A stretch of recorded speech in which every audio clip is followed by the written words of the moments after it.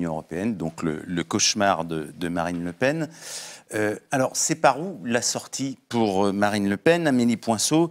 Qu'est-ce qu'il en est du programme présidentiel et comment cette sortie de l'Union européenne est-elle présentée?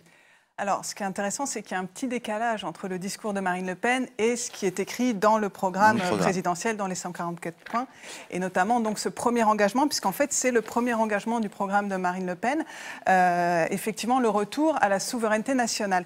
Elle ne dit pas tel quel qu'il faut sortir la France de l'Union européenne. Ce qu'elle dit, c'est qu'il faut restituer au peuple français sa souveraineté monétaire, législative, territoriale, économique. Et ensuite, évidemment, elle ajoute qu'elle veut organiser un référendum sur l'appartenance de la France à l'Union européenne. Elle le fait un peu à la Cameron, en fait. Mais voilà, ça reste quand même assez flou. Par contre, dans ses discours, et notamment ses discours les plus récents, évidemment, elle lance des charges contre l'Union européenne, qui est qualifiée de totalitaire, qui, soi-disant, couperait la France du monde, ce qui paraît effectivement assez paradoxal.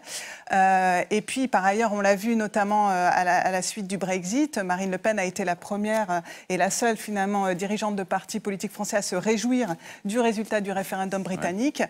Et au lendemain du non britannique, elle a dit eh ben, vous voyez bien que c'est possible de sortir de l'Union européenne. Alors, référendum, supposons que les Français acceptent de sortir de l'Union européenne, on se retrouve dans une situation identique à celle des Britanniques aujourd'hui. Alors, qu'est-ce qui se passe pour mener les négociations de sortie, puisqu'on voit bien depuis le mois de juin, maintenant, comment les Britanniques ont du mal. Ils n'ont toujours pas actionné le fameux article 50 qui enclenche le processus réel de sortie et de négociation de l'Union européenne. Marine Le Pen, elle fait quoi ?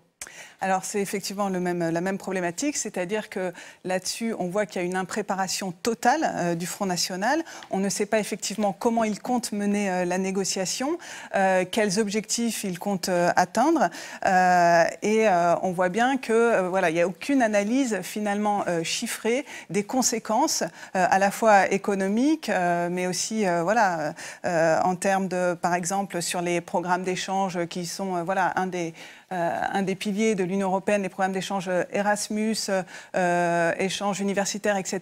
On sait que ça a bénéficié à plus de 500 000 Français entre 2007 et 2015. Est-ce que, du coup, on arrêterait voilà, du jour au lendemain ce type de programme? Même question pour la PAC, la politique agricole commune, qui est également voilà, quelque chose d'assez fondamental. Aucune estimation voilà, des conséquences sur une sortie de la France de la PAC et des conséquences sur les exportations agricoles françaises, qui seraient évidemment monumentales. Il n'y a évidemment aucune analyse sur les pertes économiques plus générales. C'est-à-dire qu'en fait, selon les études, l'appartenance de la France à l'Union européenne, ça rapporte 1 à 3 points de PIB par an. Donc là, évidemment, c'est absolument pas mentionné dans le programme du Front National. Finalement, en fait, ce qui ressort de la proposition de Marine Le Pen, c'est qu'en fait, l'Union européenne n'est pas réformable. Il s'agit d'un rejet en bloc. Et c'est là aussi que le Front National se distingue des critiques de gauche que l'on peut entendre sur les institutions européennes pour les rendre plus démocratiques, plus transparentes, etc. Dans l'esprit du Front National, il ne s'agit pas de réformer cette Union européenne. C'est juste un rejet en bloc. Cette Union européenne n'est jamais vue sous l'angle de ses richesses, des apports, des échanges culturels, mais aussi du cadre de paix et de sécurité que ça a pu voilà, apporter après la fin de la Seconde Guerre mondiale. Donc c'est effectivement une vision qui est complètement schématique, simpliste et sans rapport avec la réalité. Et enfin, le dernier aspect qui me semble intéressant aussi de souligner, c'est que la critique de l'Union européenne, finalement, dernièrement, dans le programme du Front National, c'est une critique aussi de l'austérité budgétaire. Or, ça, c'est quelque chose d'assez nouveau dans le discours du Front National, puisque en 2012, Marine Le Pen défendait le retour à un déficit zéro, à un déficit nul.